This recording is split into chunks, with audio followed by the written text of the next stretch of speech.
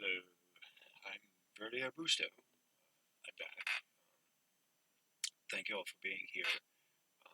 This is the Schumann Resonance Harmonics channel on YouTube and Facebook. This is the sixth in the series, pretty sure it's sixth, in the series of how to decipher or decrypt, as I call it, decryptify the Schumann Resonances.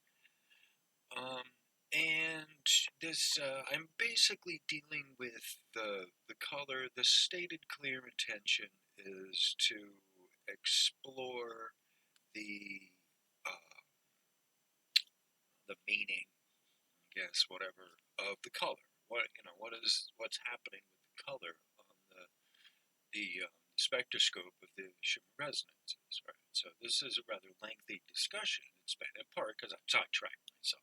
Right? So, but I wanted to give a fairly thorough understanding of where I'm at and my research of what this is what I've scientifically, technically speaking, right? I'm less of a scientist than I am a technician. Just remember that. Before this, I fixed bicycles, right? But I've also done videos. I've made, um, scooting over here to the sound stage. So before this, I've also done, in Connecticut, I've done audio video editing. I've had a studio like this in my house before. I've worked in radio stations. I've done radio. Um, I've helped wire houses. I've talked to people who have made Faraday cages and listened to what they have to say about them. Um, so this is kind of old hat for me in a lot of ways. So I'm happy to spread the knowledge I have with you, share what I understand about these topics to you freely, um, because it's the learning process. It gives me a chance to kind of see this with people, them learning something about this. I think that's a fair way to put it. That there's a group of people that who've been following me, who've been learning stuff, and to watch them actually get it is fascinating. For things to finally kind of click. Um, for me, it's a joy. That means that I'm using the right set of words that people can kind of grasp what I'm saying. That's really important to me. Hold on a second. Okay, we're back. I just adjusted my camera angle, so I like looking at it more eye to eye. I think that's kind of where I'm at with that. And this is an ongoing process. I'm still, getting new equipment, but I have largely what I want kind of in here, and so now that I have the system, I'm tweaking everything, and so it's like, oh, that's a historic moment. Like that's the final tweak of the camera. I think hopefully, I had kept it at the angle it was at for a while. Sometimes if I'm cleaning, I gotta move stuff. Like all right, so then but hopefully it'll stay where it is. Get my keyboard all set. Thank you. I'm having a lot of fun putting this together. This has been a great experience for me, and because of the enthusiasm on your end. How do I say this? I'm working with a hired source, so the hardware wasn't like you guys had to provide the audience, my core people who were here had to provide me the money up front to get all of this. I have a job, I'm all set. The universe provides for me. So it wasn't a matter of, getting the funds together or even the donation from the viewers that caused this to be. It was the enthusiasm immediately by people overnight that caused this to be. The belief in me, the belief in doing this, the belief in why this is important. And I'm largely with you for a number of reasons, and maybe not some of the most obvious or the ones that you would think of. Like, all right, we all have our reasons, but the fact that we're banded over here together to learn scientifically, technically about what these are. That's what the deal is, and you know, we're supporting that as a safe place to learn what these are in all their aspects. Um,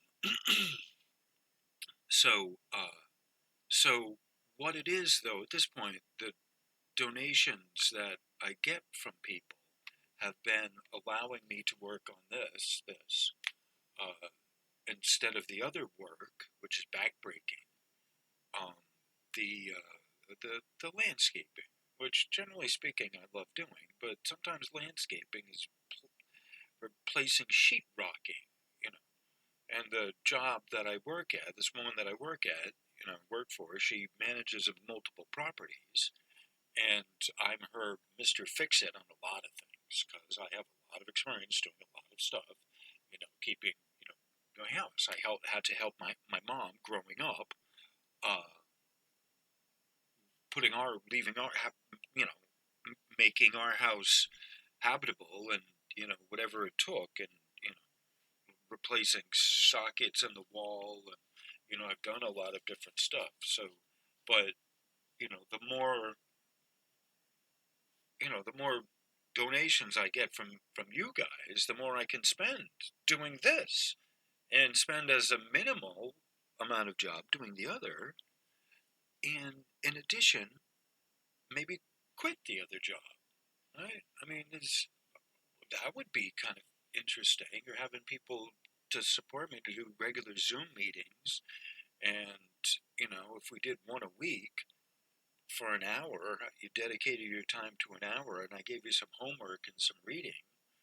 Wow, if you're like, and I like it's not just Schumann too. There's a lot more other stuff going on. If you are familiar with my videos and what I'm talking about, there's a lot more going on that I don't talk about that I could, and you know, uh, that's more toward what I want to work on are the other things in private that would be otherwise censored in the public format. Like, I'll put it that way. Like, I'm all for giving whatever I have, whatever information I have, I'm all for providing it to the public. However, things being what they are, uh, like, not all things are equal. So now that I have the ability, it's like, well, all right, well, let's talk about that. I've got donations in from people, so it's like, wow, this is serious. I have to actually start. I can't go back now. I gotta, like, thank you, Jackie. Thank you, Bonnie. Thank you for David, Julie, and someone else. Who else? David, I think, gave me a pound. Like, all right, so onward and upward. I can't. We're not going back. Just support me, donate, keep me going, rolling on this train. Oh man, we got stuff. We could do stuff.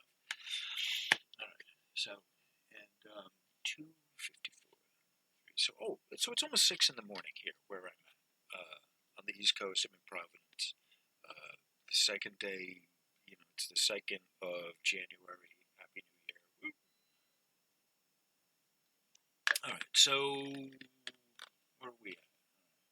Oh, 9 minutes, almost 9 minutes. All right, so I've stalled long enough. All right, so let's get on with our educational model here. This is part 6 of it's a multi-part series, and the theory is of having a course short,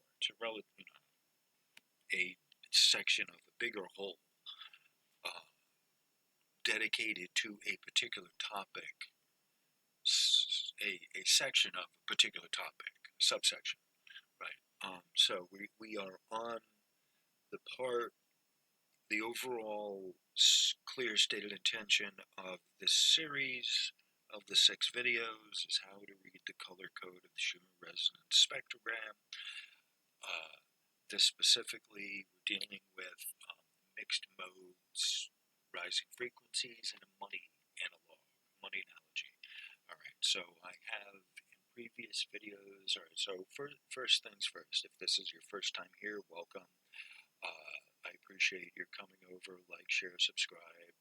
You know, put this as a the link to this as a share somewhere. Much appreciated.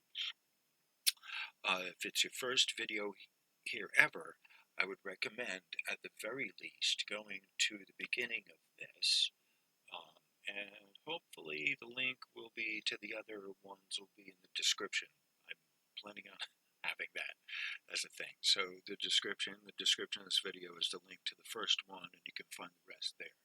All right. So, and there's also the WordPress has the whole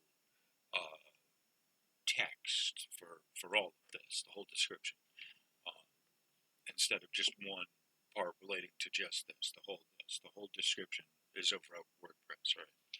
And a Patreon as well. That's the thing. I gotta remember to make that thing.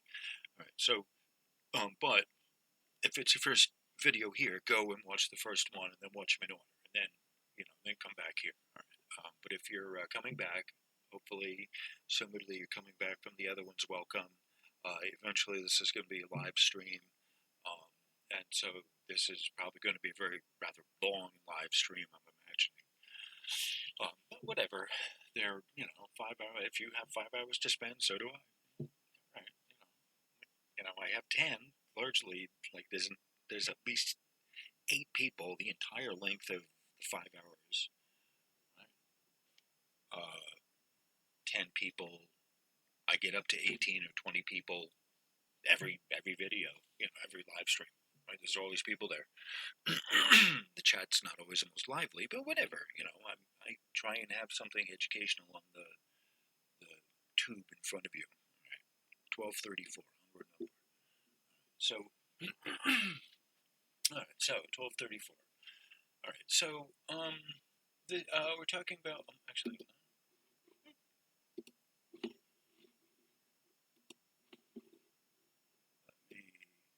Here we go.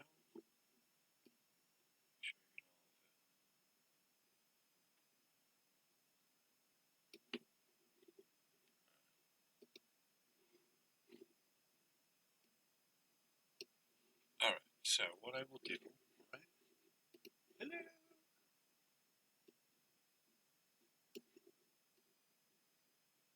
Make sure that we all can see this.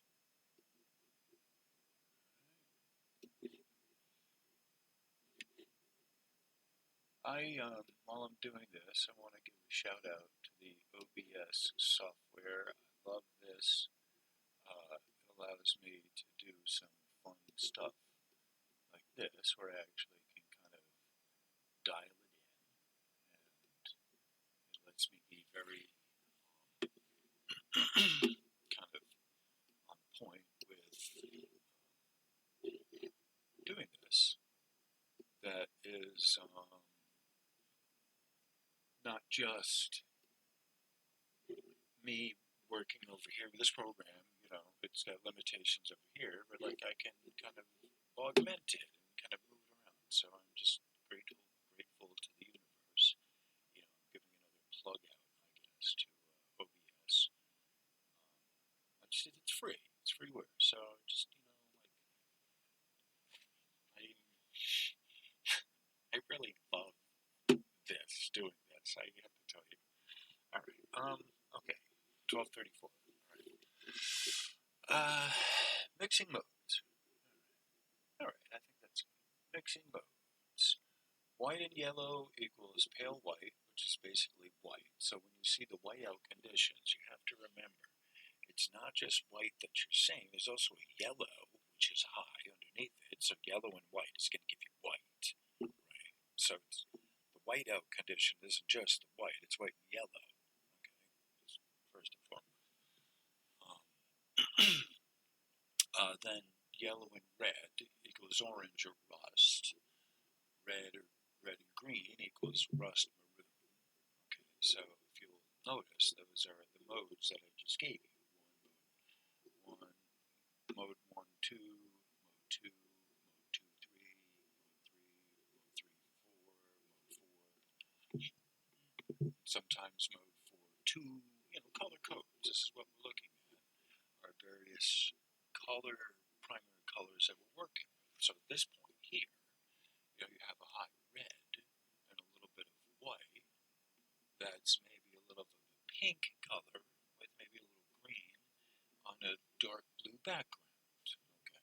So the light, anytime there's white, it gives it an iridescent kind of glow to it. That indiglow, I call it. Right. That's this behind it, that indiglow. Right. That is just an action of the electrics being on. The frequency, pardon me, among other things, the frequency is on. So whenever you turn on the machine, you've got a measured frequency that's always there. Right? You're going to get something in the background on a white. Right? So just so you know. So green is back to our text.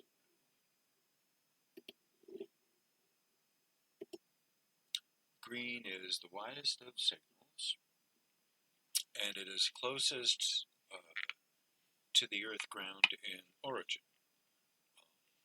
Okay.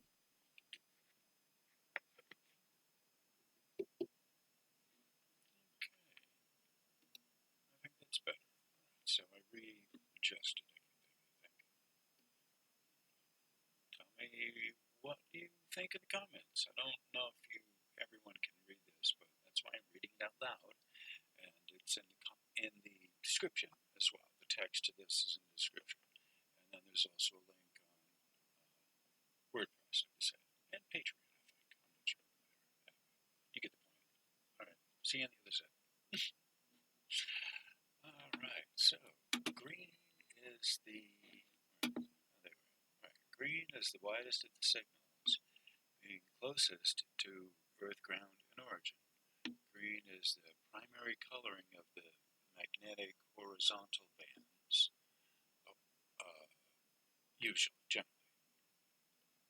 The horizontal bands are the representation of the actual Schumann resonances, which are given as fixed frequencies such as 7.83, and they're fixed in place, space, and density because of continuous action one against another.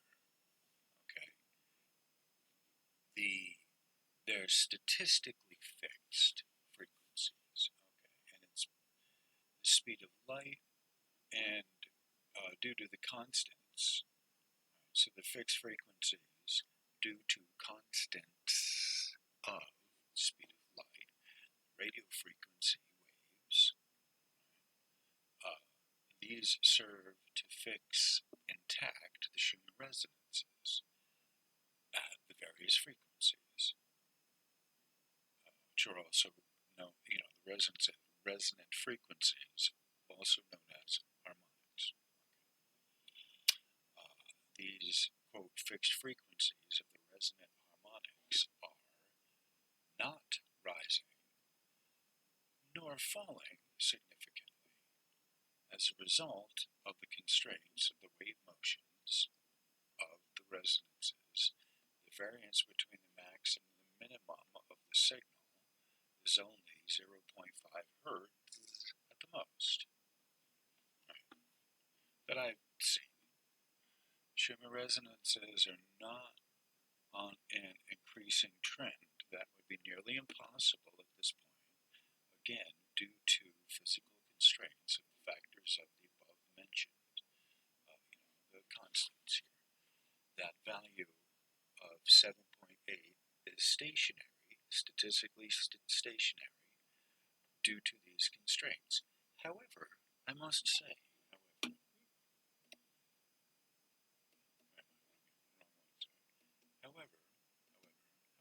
I must say that recently, within the past week, I think, even since the time that I did this, I have seen the Schumann resonances drop to like 7.6. You know, like usually the 7.8 is 7.6 to like 7.3. The minimum for that day was 7.3. I'll have to find that for you. It was kind of freaky. I don't know if that's the right word, but interesting. It's very interesting that there was a dip, that it went that low, but that there was a dip. So I make that point regularly to people that the Schumann resonances may rise, but they may also drop precipitously. So it can happen. That does happen. Back to the text.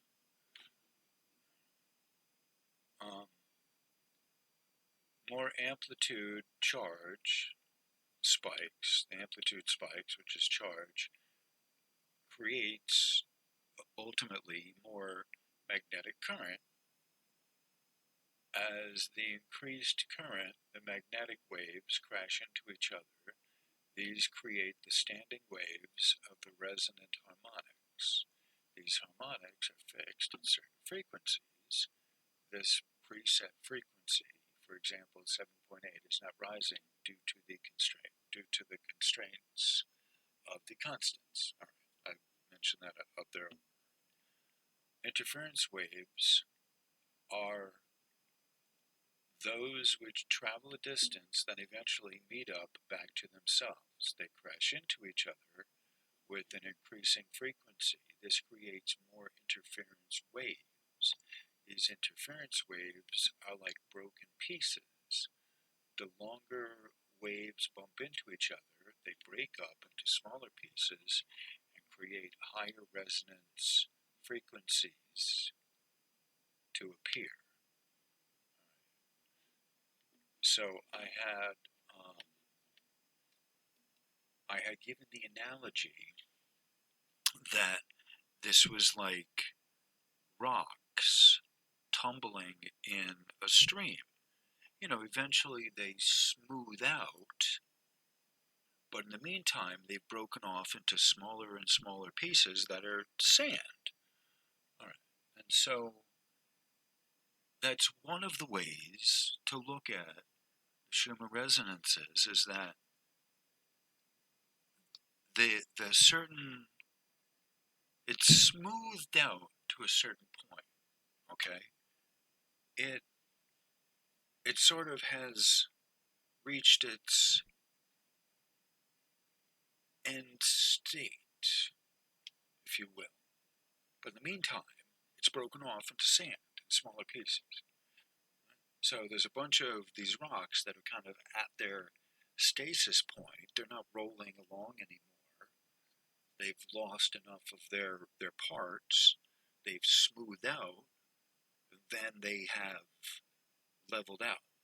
They're on the floor of the stream, and they're not rolling around more except under extreme circumstances. Right? But they're really shifting along and not really breaking down. They're certainly not getting bigger. Okay, I'll put it to you that way. So I'm offer to you humbly that the Schumann resonances are not rising in frequency. They're not getting bigger. What is happening is it's creating more density. That's what's happening. Hopefully that makes sense to you. All right. I like having this over here by my right hand, kind of out of the way. I tried it over there, and I kind of almost like having this space here that I can kind of kick back in, which shows those big crazy speakers in the background. So we're almost done here with this. So thank you all for being here. It's like, almost 6 o'clock in the morning at this. Oh, it is. It's 6:17. All right. So creating higher, like also broken pieces. Like it's a great analogy because these are standing waves. They thrash around. They break into each other, and they create standing waves of varying frequencies that are broken up from the the larger frequencies. And as you break up a wave of, you break up a larger wave into smaller waves, it increases the frequency. Okay, put it that way. All right, so I want to give, the last thing is money analogy. All right, so the money analog. For the sake of clarity, allow me to use money as a model of what is happening, or what I'm explaining. If you were to take a dollar bill and then broke it up into quarters, you would have 4 pieces. If you broke the dollar into dimes, you have 10 pieces. If you break the dollar into pennies, you have 100 pieces. The dollar value is still equal in these examples. One simply has more fragments. The fragments are smaller, yet there is more of them. Overall, the value remains constant. This is what is happening with the Schumann resonances. The frequency is not increasing, it is simply being broken up into more smaller portions. The broke portions float to the top and rise above the others, yet it is literally rising in the atmosphere, but not necessarily in frequency. Higher harmonics are not an increased wave frequency. These are two different matters. Waves propagate or roll along the surface of the planet, while resonances are stationary. Okay? So, the frequency of 7.8, is it rising? It's staying constant at 7.8. It may drop. Alright, but the tension of it that's holding it there is the other higher frequencies bouncing into each other and creating this third wave. You have the first, that's one frequency, second, that's third density. Right? The one coming together with the second, you create the third. This is a third density. So the first 2 waves will increase in frequency, we'll say, yet the third wave doesn't increase in frequency, it increases in density. Alright? You just got to understand that it's not, like I said, amplitude is not a frequency. A resonance as a standing wave operates at a frequency, but it is not the same thing as the fundamental, the originating waves. It's a resonant frequency, right? Is different from the wave frequency, because the resonant harmonics frequency is broken up, a part of, it's been knocked together. The 2 waves have knocked together and have created a third. Okay, you have to kind of remember that. So when I use the phrase requited in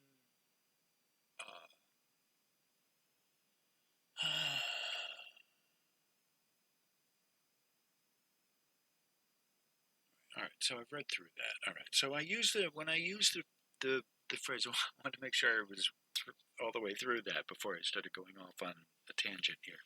All right, so when I use the phrase requited, it hints at a marriage. Okay, a male and a female, two poles. The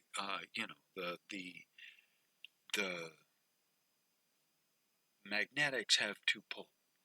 Okay, either way, west and east and west, or north and south. All right, they have two different directions. All right, so the electrics usually work with the magnetics together as a team, and you would call that requited because the working, they are, as in theory, they're supposed to be working together.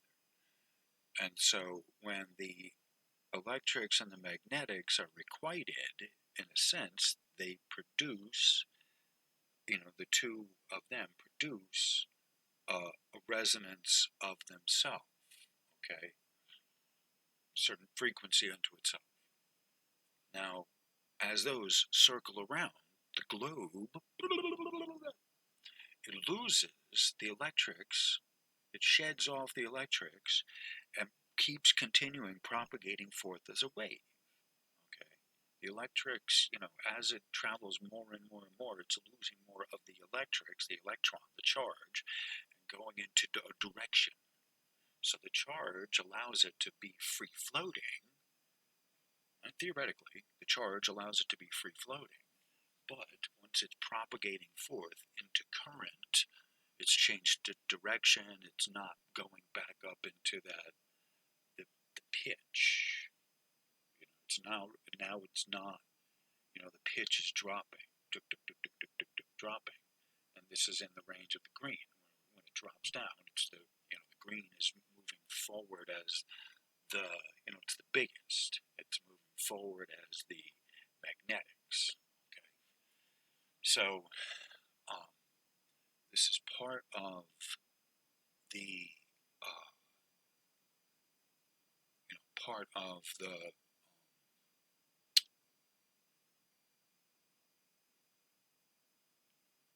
pauses to catch my thoughts for a second. All right, so these are, I'm trying to think of the best way to put it. These are the wave forms that are out there, that are out there, that the Schumann Spectro there is trying to show. It's not quite able to, may not be able to, but you get a picture of it slicing and dicing into varying frequencies. Here, this grid pattern. I think that's a good kind of put there. The grid pattern. It's a good place to kind of show it going one way and then it interfering with it, moving a different way.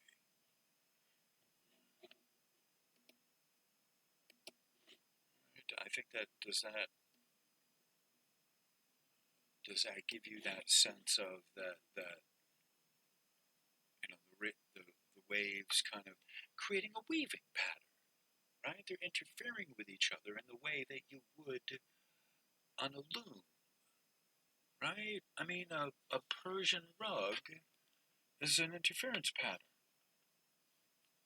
right? I've used the picture of weaving before, and a symphony, music is all interference. Everyone's interfering with each other in some way. Some harmonies counterbalance the other, right? And so if you look at this, the best analogy I can give is with music and a symphony. I like paintbrushes. I'm a painter. I'm also a sculptor. I do really good sculpture, with clay, freehand. Like I'm really, really good with that. I've done portraits, masks, I do, I'm very, very talented in a number of ways, different artists. So I can picture being able to model some of this in my head, right? That gives me an advantage as well. I mean, that's kind of the thing. I can kind of picture things. Mr. Fix-It, how does it work? You're given this, and put that, get that, get this from that, right? How do you do that? Oh, all right. How would I do it? All right. Like that's kind of how it is too. So, I know how to work with color too. I know how to construct things with color. Right? So, it's one of the interference patterns. You have to recognize that they're they're um, showing you.